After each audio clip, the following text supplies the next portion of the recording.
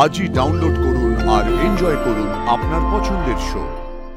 মানুষে আমার যা বলার তা আমি ওনাদেরকে বুঝিয়ে বলেছি, আর 2-1 দিনের মধ্যেই আমি সবকিছু পাকাপাকি করে ফেলতে চাই, আর সেটা আমি করবই। দাঁড়াও মীরা ম্যাডাম, দাঁড়াও, আমার কথা শোনো, আমার কথা আছে তোমার সঙ্গে। কি কথা আছে কিঙ্কর? আমার কাছে তোমার কোনো উত্তর নেই। কোনো উত্তর নেই মানে? আমি তোমার একটা কথা বারবার বলছি, আমি কিন্তু খুব কম কথার মানুষ, আমি ফালতু কথা বলি না। আমার কিছু উত্তর চাই, আমাকে উত্তর দাও। আমার কাছে কি উত্তর পাবে? কোনো উত্তর নেই আমার কাছে। কিঙ্কর আপনার সন্দেহজনক লাগছে, আমার বলে দিলাম, বুঝতে পেরেছেন? হ্যাঁ, তুমি যখন সব মাঝে মধ্যে ছড়িয়ে ফেলো না, তখন তোমার মুখের মধ্যে এই ভয়টা ফুটে ওঠে। সেই ভয়টা আমি দেখতে পাচ্ছি। খুব বেশি, হ্যাঁ, খুব বেশি ভয় পেয়ে গেছো না? খুব বেশি ভয় পেয়ে গেছো না? হ্যাঁ, কিসের ভয় কিঙ্কর? আমি তোমার কথায় বিরক্ত হচ্ছি বলে এই রিঅ্যাকশন পাচ্ছ তুমি। সরো। ওই জন্য পালাচ্ছ? হ্যাঁ, ওই জন্য তুমি পালিয়ে যাচ্ছ? ওই জন্য? হ্যাঁ, আমার কাজ আছে, আমার টাইমে পৌঁছো। কাজ যদি থাকতো না, তুমি এতক্ষণ ধরে আমার সঙ্গে কনফার্ম করতে না, আর যে অপনের সাথে গেছে কেন? সেই জন্য বলো উত্তরটা। কিঙ্কর, তোমার মাথা ঠিক নেই, তুমি আগে সেটার ব্যবস্থা করো। আমার মাথা ঠিক নেই। আমাকে ছাড়ো। আমি বলছি তুমি বেশি ভাবছো। মীরা দাঁড়াও, আমি দাঁড়ানো করছি কিন্তু।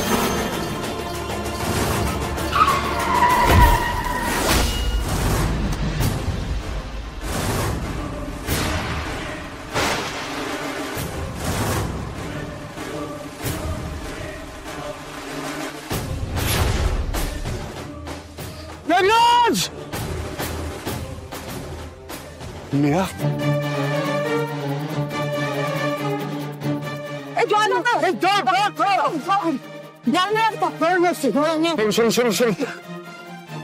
ঠিক আছে? ঠিক আছে, থ্যাংক ইউ আপনাকে জানো, থ্যাংক ইউ।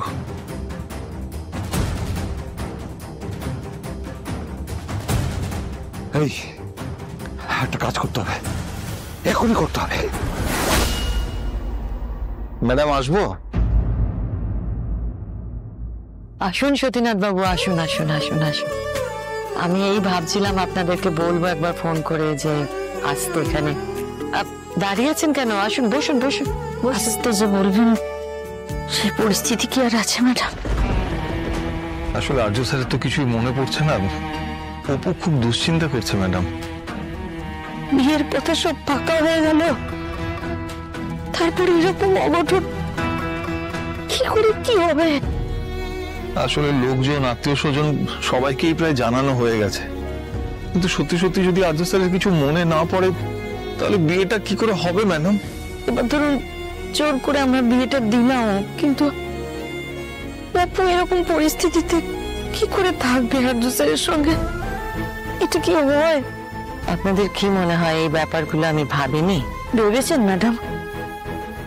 তো আপনি হয়তো আপনার ছেলের দিকটাই ভেবেছেন অপু থাকলে সব ঠিক হয়ে যাবে, কিন্তু আমরা কি করে এটা?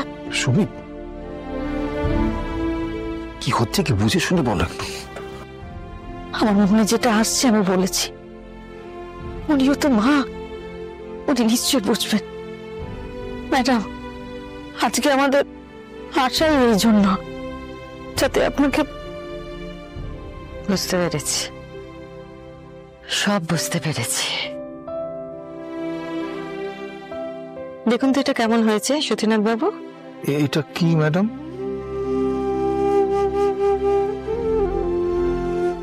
বিয়ের কার্ডের বয়ান। আপনি এখনো বিয়ের কথা ভাবছেন ম্যাডাম? আপনারাও কি ভাবছেন না?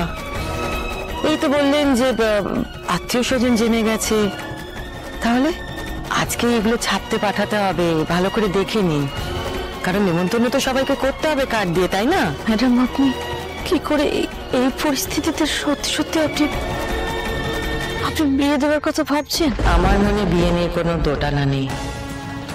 আমি চাই ওদের বিয়েটা যেমন ভাবে ভাবা হয়েছে ঠিক সেইভাবেই হোক। আমাদের মন সায় দিচ্ছে না, অপর্ণার মন তো দিচ্ছে। আসলে এই ব্যাপারে ওর সাথে কোনো কথা হয়নি ম্যাডাম। কথা বলে দেখবেন, ও আমার কথাই বলবে, কারণ আমি জানি আমি ওকে খুব ভালো মতো বুঝতে পেরেছি, আর আমি ওকে চোখ বন্ধ করে ভরসা করি। তাই এই বিয়ে থেকে আমি আর পিছিয়ে আসতে চাই না। হতেও তো পারে যে হার চোখেও সব মনে করিয়ে দিল।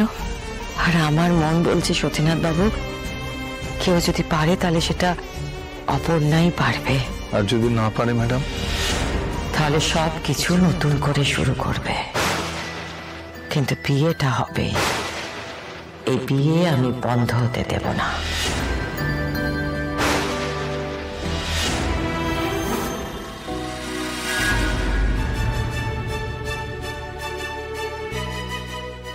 Anything serious?